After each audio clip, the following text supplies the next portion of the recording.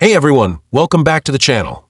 In this video, I'm going to show you how to access Meta AI right inside WhatsApp using your iPhone. It's super easy and doesn't require any setup. So first, open WhatsApp on your iPhone. Now go into any chat. You can even open a personal or group chat. It doesn't matter. At the top, you'll see the search bar. Tap on it. Here's the cool part. In the search bar, just start typing your question. For example, I'll type something like, "What's the weather today?" Once you've entered your question, hit the send button on your keyboard or tap one of the suggested results. And just like that, Meta AI will automatically open up in WhatsApp. You'll now be chatting directly with Meta AI right inside the app. You can ask follow-up questions, get information, or just have a fun conversation. It's that simple. No extra apps, no special settings. If you see the Meta AI option in your WhatsApp, you're good to go. If this video helped you, make sure to give it a like and subscribe for more useful tech tips. Got questions?